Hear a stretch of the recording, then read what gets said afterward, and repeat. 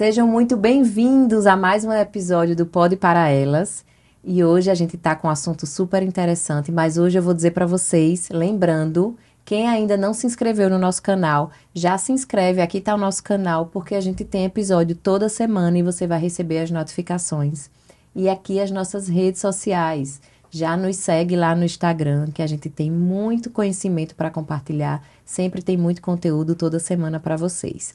E hoje eu trouxe uma convidada que é muito especial, doutora Ilusca Medeiros. Bem-vinda, Ilusca. Obrigada, Malu, é um prazer. Ilusca, ela é endocrinologista pediátrica, isso mesmo, gente. Então, quem tem dúvida aí sobre puberdade precoce e todas as causas de puberdade, de obesidade feminina, então, desde muito cedo a gente já tem que se cuidar, né? Então, hoje a gente vai conversar sobre isso. E para quem já é mãe também, né, gente? Eu já disse aqui a Ilusca que eu vou tirar muitas dúvidas hoje. A gente vai fazer quase uma consulta. Porque a gente sempre quer tirar muitas dúvidas sobre puberdade precoce, que é uma preocupação para todo mundo, né? Quem tem filha, menina. E aí a gente vai conversar sobre isso. Você vai ver como a doutora Ilusca é maravilhosa. E aí, Malu, muito obrigada. Estou muito feliz de estar aqui. Espero que a gente consiga ajudar, levar informações, né, importantes. E falar sobre puberdade é quebrar muitos tabus, né? Estava até conversando com você antes de iniciar a gravação. Como a gente tem visto uma procura intensa no consultório, as mães procuram muito para tirar dúvidas, às vezes angustiadas com essa transição da infância para a vida adulta, né? Que nem sempre é fácil. Às vezes, de fato, a gente não está preparada, mas elas crescem, né? E a gente ainda bem, né? E que bom, e eu falo, né? É importante a gente acompanhar cada fase, curtir cada momento, porque isso faz parte. E, às vezes, informações ajudam, porque aí você passa por essa fase com mais tranquilidade, com mais calma. E, às vezes, um acompanhamento especializado também, quando bem indicado. Sim, e aí, quando é que a gente deve lhe procurar, Ilusca? Então, eu até já pensei em lhe procurar para o meu menino. Olha aí, a puberdade na menina, ela pode se iniciar dos 8 até os 13 anos. Então, essa fase é uma fase crucial, né? Então, se você nota que apareceu algum sinal de puberdade na sua filha, surgimento do botão mamário, surgimento de pelos ou do axilar ou acne antes dos 8 anos, o ideal é que procure uma avaliação, porque é um pouquinho mais cedo, né? E aí a gente vai fazer toda a avaliação para detectar se de fato aquilo é uma puberdade precoce, se precisa de alguma intervenção. E entre os 8 e os 13 anos, é uma fase de crescimento mais intensa, que também é interessante acompanhar, para avaliar prognóstico estatural, para ver se a progressão da puberdade está acontecendo de forma adequada, porque às vezes é interessante. Às vezes a puberdade pode começar na fase adequada, mas progredir muito rápido. E aí isso não é interessante para o crescimento final da criança, às vezes ela perde estatura. E após os 13 anos, se não surgir nenhum sinal, também precisa procurar avaliação. Sim, porque já é a tardia, né? Eu diria que assim, o ideal é que a criança tenha, né, um médico de referência para acompanhar todas as fases. Antes da puberdade é importante e para avaliar se a puberdade iniciou na época certa, se está progredindo de forma adequada. Então, eu diria que deve procurar sempre. E aí, Ilusca, eu percebi assim que na pandemia a gente teve muita puberdade precoce, né? Aumentou muito, né? E isso é visto numericamente. A gente tem vários estudos mostrando um aumento da incidência de puberdade precoce. Isso deve a vários fatores. O primeiro, aumento telas. Isso também, né? Então, exposição à luzinha azul do celular, da televisão. Isso altera a melatonina, que é o hormônio do sono, e também altera as gonadotrofinas, que são os hormônios que estimulam a puberdade. Então, o excesso de tela, com certeza, foi um fator crucial, mas também o aumento do número de casos de obesidade. Então, é interessante, né? Pela pandemia, você acha? Pela pandemia. Então, a gente aumentou a obesidade e o excesso de peso é um dos fatores de risco para a puberdade. Então, assim, juntaram as duas coisas, né? As crianças ficaram menos ativas, mais sedentárias. Tem toda essa questão do contexto da pandemia, que às vezes causou uma certa ansiedade nas nossas crianças. E isso aumentou a obesidade. E o aumento da obesidade é um risco para a puberdade precoce. E você não acha também que, eu acho que eu já li isso em algum lugar, que a pandemia também, pelas telas, não só pela luz, mas pelo conteúdo... Tem vários trabalhos, estímulo, né? é difícil a gente avaliar conteúdo em si, porque a gente não consegue separar das outras variáveis, né? Mas com certeza, tem que ficar de olho no que é que as crianças assistem, né? Qual é o conteúdo, se é adequado para a faixa etária, porque com certeza isso acaba estimulando de forma secundária, né? Até o comportamento. Sim, o comportamento da criança, né? Demais, gente. Irritabilidade, né? A gente vê o excesso de telas realmente hoje em dia é uma coisa que a gente tem que combater demais. Eu sou mãe, Mas eu sei que é difícil, né? Lusca? Eu não vou dizer que Luísa não assiste. Quantos anos ela tem? 7. Então, a gente tem bastante cuidado, mas uma hora ou outra acaba e eu acho que deve fazer parte. A gente não tem como excluir totalmente, né? Mas aí tem que ser uma coisa mais controlada. O que a Sociedade Brasileira de Pediatria recomenda é no máximo 2 horas por dia, né? Eu sei que Nessa idade? Na idade, a partir dos 2 anos, 2 horas por dia. Ixi, como é muito. No máximo, né? Se for menos, melhor. Mas pode 2 horas por dia. Mas aí tem que ser aquilo que você falou, controlado, ver a qualidade, né? o conteúdo. Incentivar a prática de atividade física, né, gente? Porque as crianças precisam se mexer, até para evitar o ganho de peso. Sim. E aí, Lusca, quando é que você indica que a gente tem que intervir nessa puberdade? Isso é um assunto bem, assim, individualizado, né? A gente tem que avaliar prognóstico estatural. Então, a gente sempre faz, as mães que acompanham, sabe, idade óssea, né? Pra gente ver se aquela precocidade tá atuando de uma forma tão intensa que vai atrapalhar a estatura final daquela criança. Então, é importante, porque se estiver atrapalhando, a gente realmente tem que intervir. Se a menstruação, a menarca, né, a primeira menstruação da menina, for ocorrer antes dos 10 anos, isso também é uma indicação, porque aumenta o risco de câncer de mama, de câncer de endométrio. Então, a gente tem uma exposição muito precoce aos hormônios, e isso não é legal. Fora que, psicologicamente, isso também é um fator, né? Uma menina de 8 anos, de 9 anos, é esperado que ela esteja na puberdade, esteja menstruando.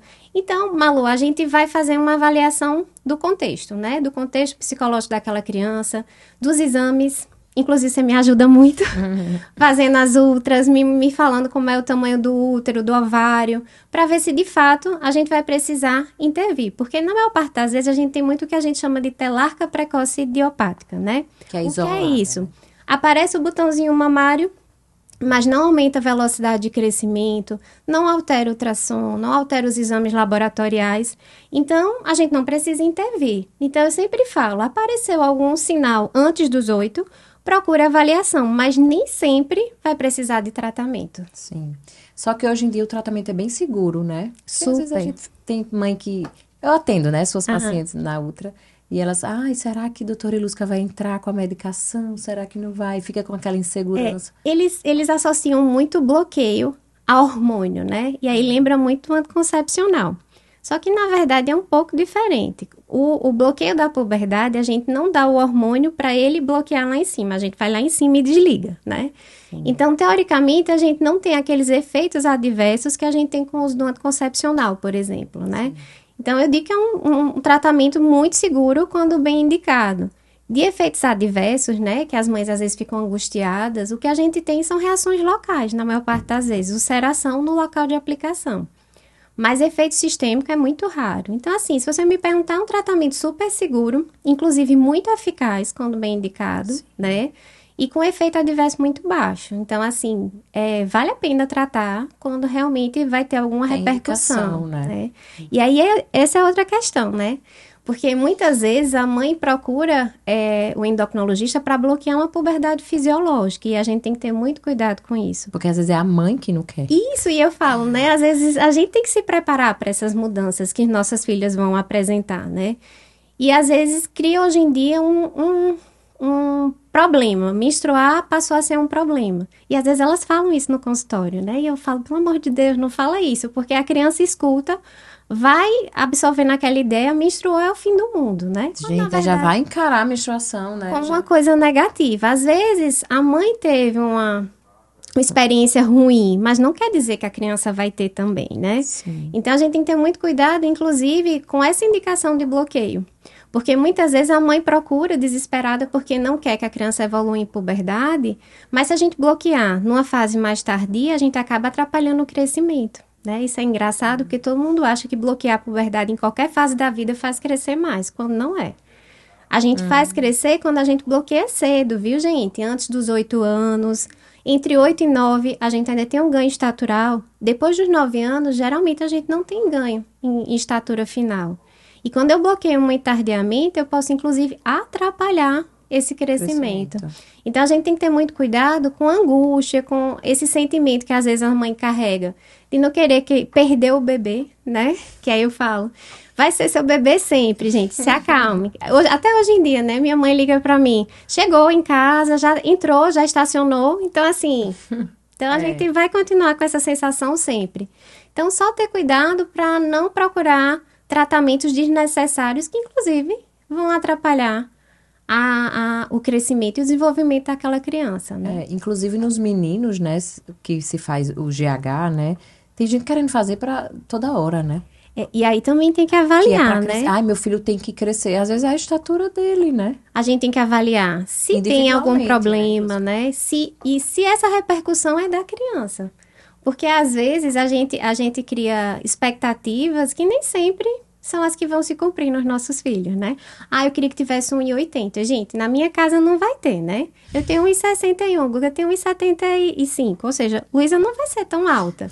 Então, assim, a gente tem que... tudo bem. Tá ótimo. Eu acho ótimo, né? Então, a gente tem que ter cuidado com essa expectativa exagerada que às vezes a gente põe sobre os nossos filhos, né?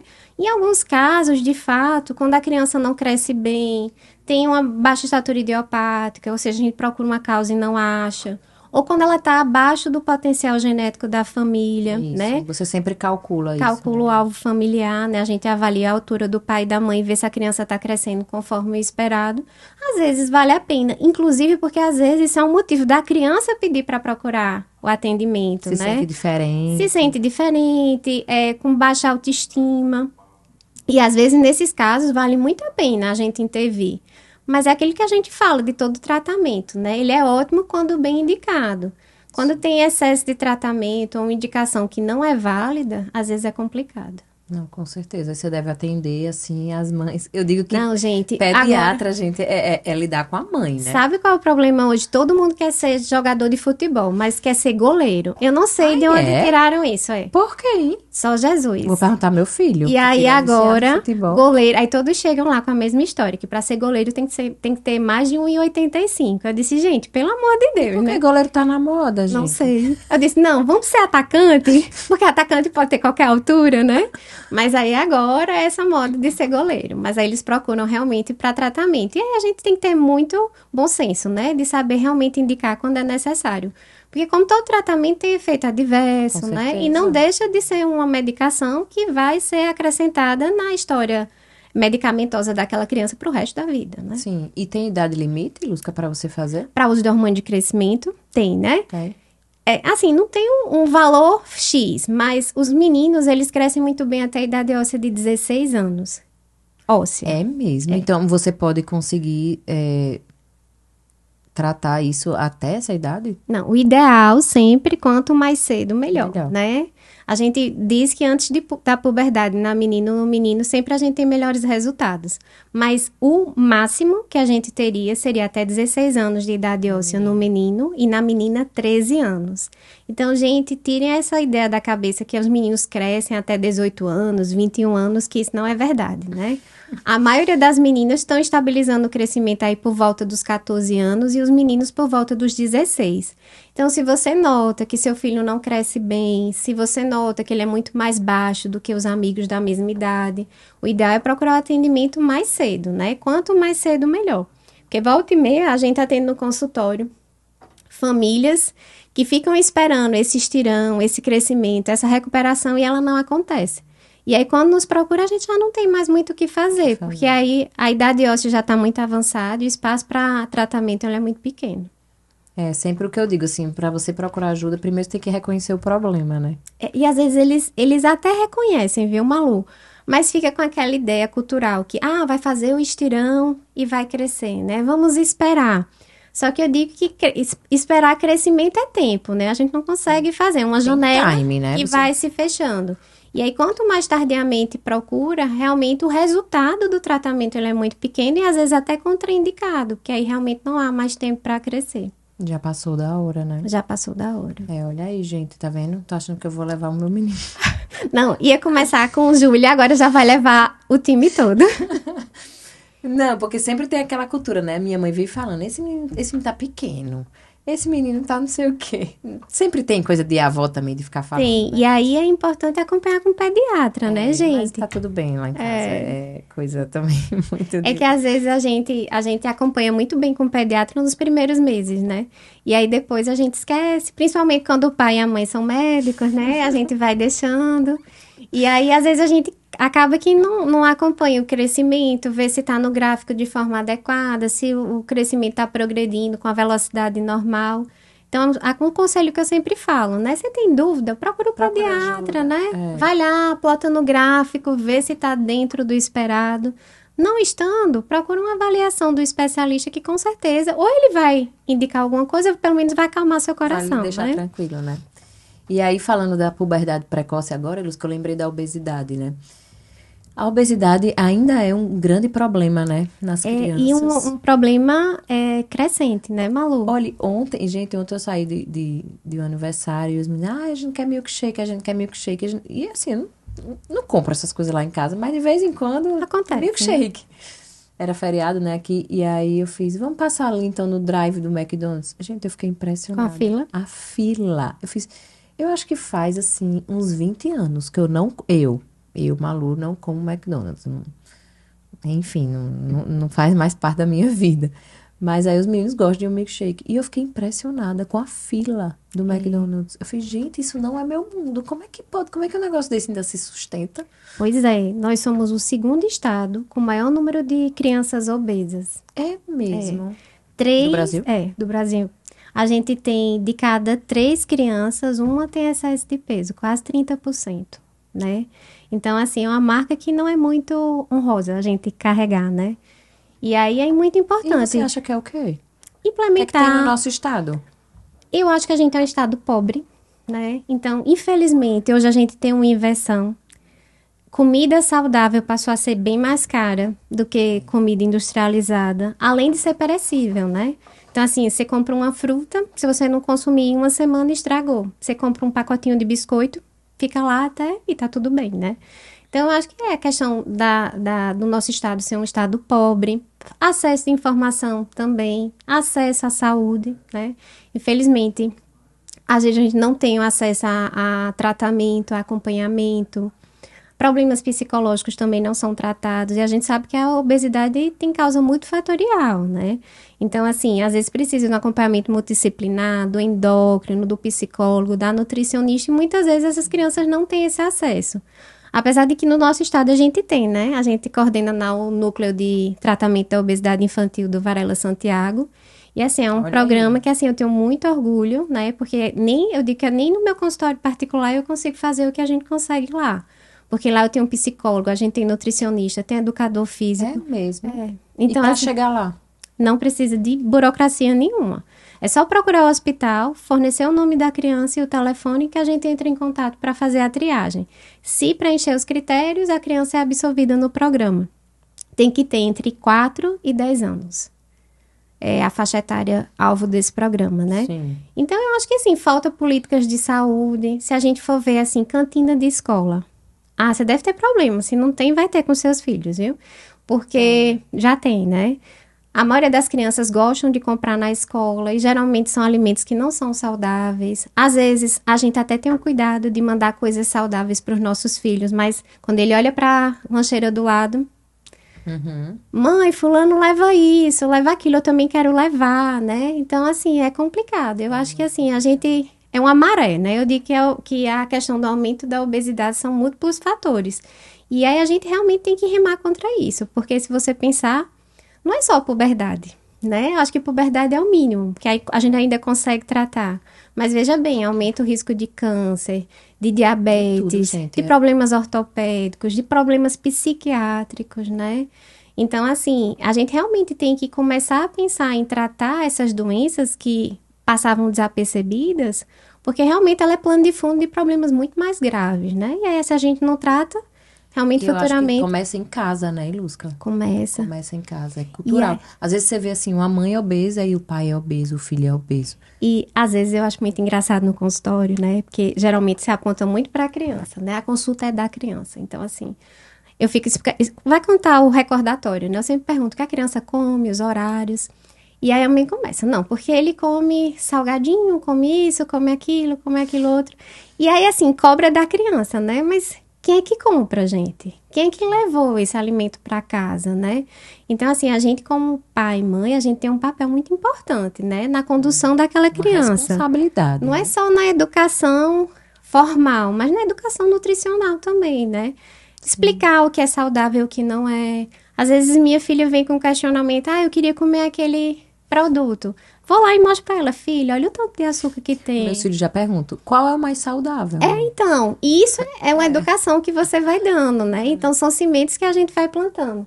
E aí é muito importante, falando até nessa questão alimentar, mas também dos disruptores, né? Sim, Até isso, era isso que eu queria até lhe isso, perguntar, Ilusca. Luísa faz na escola. Mamãe, fulano estava usando esmalte e eu falei para ela não usar.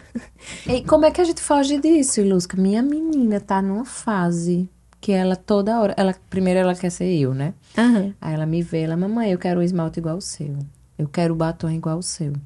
E eu, mamãe é adulta, você é criança, não é pra usar. Mas, gente, é muito difícil fugir disso, porque ela, né? Existem os esmaltezinhos infantis, Existe, né? mas que, na verdade, não são indicados também, né? Eu já Mas vi os isso. que são à base de água, eles podem usar, né? Então, assim, E como é que a gente sabe isso? Eu tem sei no que são os rótulo. veganos, né? Tem dizendo no rótulo a base de água, né? Eles não fixam na unha. Você pode perceber, você coloca, parece como fosse uma colazinha. Ou então ele Sai na água. Sai na água na primeira lavagem. Assim, é tanto que elas nem gostam muito, porque pinta, lavou a mão, sai, né? Mas a gente sempre tem esse cuidado. Eu digo que assim, a gente não precisa ficar neurótico, porque se a gente for pensar em disruptor, né? Disruptor é qualquer substância que pode alterar nosso sistema hormonal. E aí, se a gente for ver, às vezes, O copinho de plástico. o copinho de plástico, o produto que a gente passa no sofá para ele ficar impermeável, tem disruptor. Quando a gente pega aqueles papelzinhos de máquina, né, de cartão de crédito, ali tem disruptor. Então, se a gente for pensar nisso, a gente vai ficar neurótico, né? E Porque a assim, gente vai gente, disruptor tem tudo a ver com fertilidade. olha aí, Tá? tá vendo? Então, Então, a gente- puxando aqui pro meu lado, é causa de infertilidade. Pois é. E aí, assim, a gente não vai colocar a pessoa numa bolha e dizer vai, né? Então, é o bom senso. Eu falo, olha, compra um shampoo infantil, olha o rótulo, vê se tem parabeno, se tem fitalato. Ela vai pra casa da avó, vai lavar o cabelo lá, não trouxe o shampoo? Tá tranquilo, lava lá e tá tudo bem. Quando a gente fala em exposição, são exposições diárias, né? Por exemplo, sua filha quer pintar a unha. É o dia do aniversário dela, deixa ela pintar, né?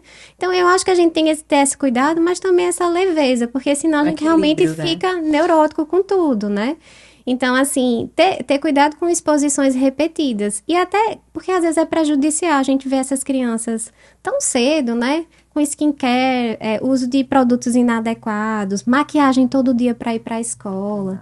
São coisas que realmente, assim, Produto de cabelo, né? não tem necessidade. Cada dia mais cedo, pintando os cabelos, inclusive, né? Então, a gente tem que ter um pouquinho de noção disso, para evitar excessos. Mas, assim, pontualmente, eu acho que O problema é identificar também o que é excesso, né? que aí é muito, às vezes, pessoal, né? Que aí, às vezes, atrapalha. É igual alimentação, né, Malu? Você falou, eu levei eles no McDonald's. Pra mim, tá normal? Super, né?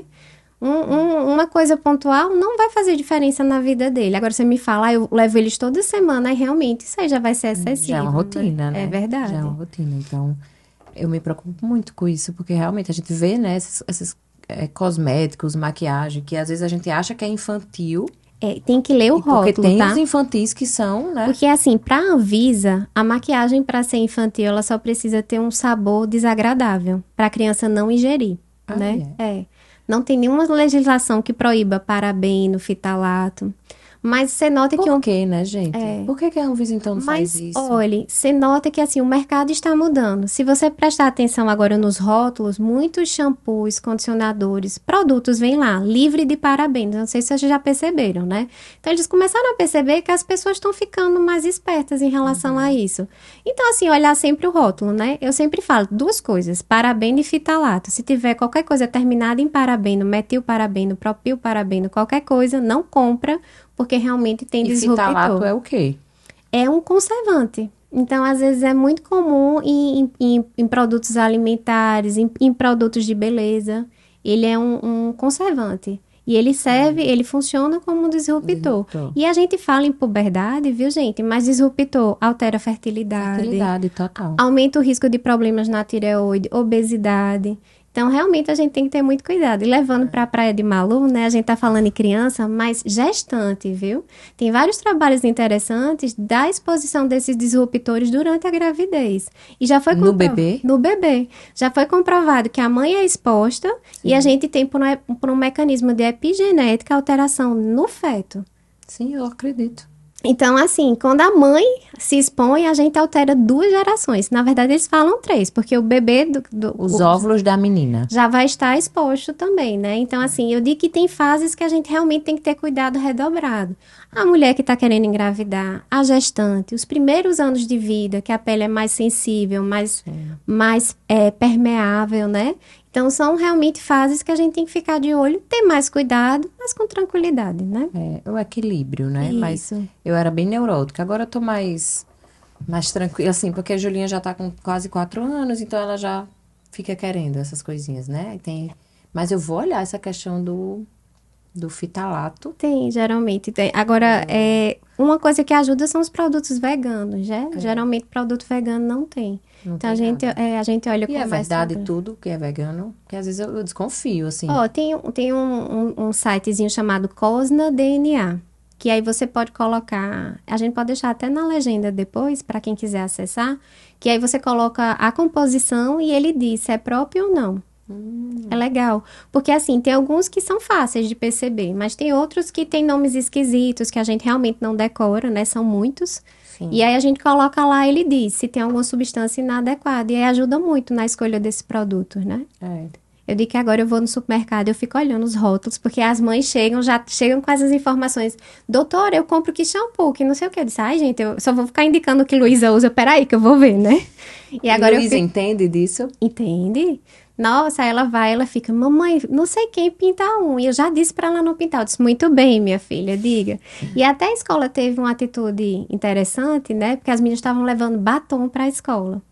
E aí, até pela questão de higiene, que uma passa o batom, outra passa, né? E nessa idade os vírus estão se proliferando.